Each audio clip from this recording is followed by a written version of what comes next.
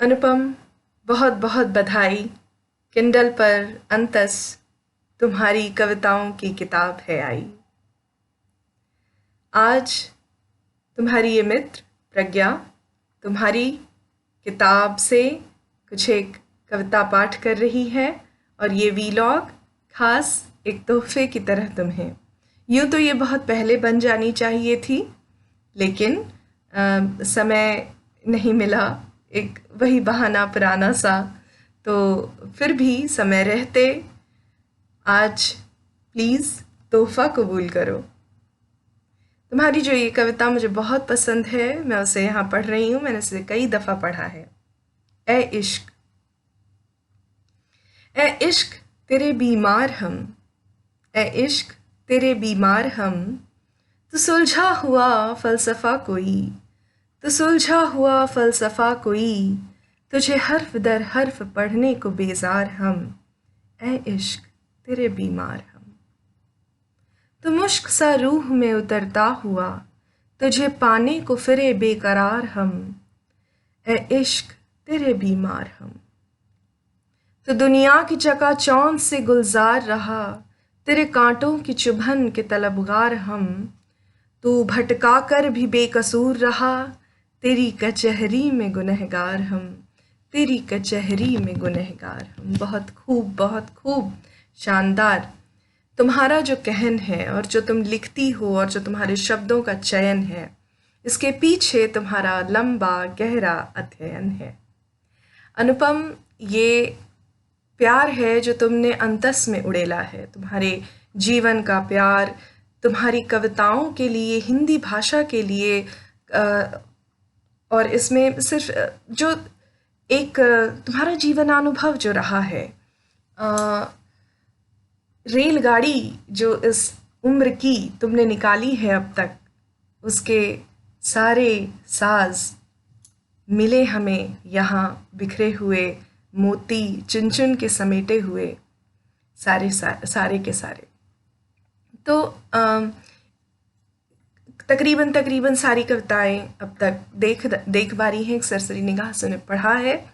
और मैं यही कहूँगी कि इससे पहले जब शतदल पर कुकू एफएम के पॉडकास्ट में मैंने तुम्हारी कविताओं के बारे में चर्चा की थी, जो काव्यांकुर 7 में छपी थी हमारी साथ साथ, उन कविताओं को पढ़ते समय भी मैंने यही कहा था कि अनुपम, तुम बेहतरीन हो क्योंकि तुमने लेखन और करने से पहले हमेशा सबको ये प्रेरणा दी कि पढ़ा जाना चाहिए, गंभीर अध्ययन होना चाहिए।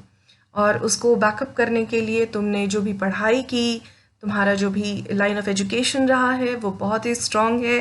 वो दिखता भी है तुम्हारे कहने के तरीके में भी दिखता है, तुम्हारे शब्दों के चयन में, बिंबों में भी दिखता है कि एक लंबा अध्ययन रहा है इस व्यक्ति का, किसी भी बात को रखने का जो तरीका है उसको देख करके।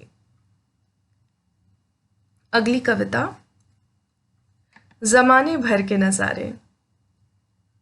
ज़माने भर के नज़ारे आँखों में समाए न गए, ज़माने भर के नज़ारे आँखों में समाए न गए, तुम मुझसे मैं तुमसे आज भी भुलाए न गए, तुम मुझसे मैं तुमसे आज भी भुलाए न गए।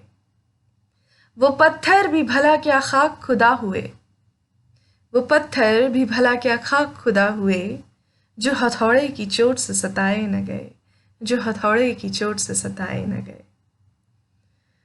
दर्द संभालने की आदत डाल ज़माने में, बहुत खूब सच कह रही हो। दर्द संभालने की आदत डाल ज़माने में, आंसू वही सैलाब लाएंगे जो बहाए न गए, आंसू वही सैलाब लाएंगे जो बहाए न गए। फितूर मिजाज के अमूमन समझाए न गए, फितूर मिजाज के अमूमन समझाए न गए, दर्द उतने ही गहरे थे, दर्द उतने ही गहरे थे जितने दिखाए न गए, दर्द उतने ही गहरे थे जितने दिखाए न गए। बहुत खूब अनुपम, बहुत खूब। कविता में क्या चाहिए? पढ़ने वाले को अपना दिल दिख जाए, अपने दिन दिख जाए, अपना दर्द दिख जाए, कविता सफल हो जाती है। ये सारी कविताएं सफल हैं अनुपम। बहुत बहुत शुभकामनाएं अंतस के लिए।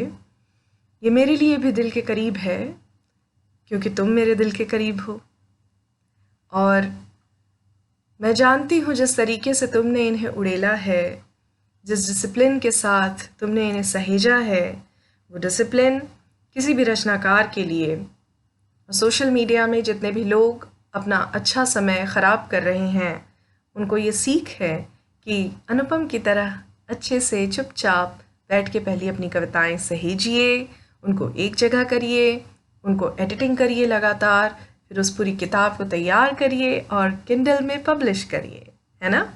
Okay, bye. बहुत मज़ा आया अंतस पढ़ के।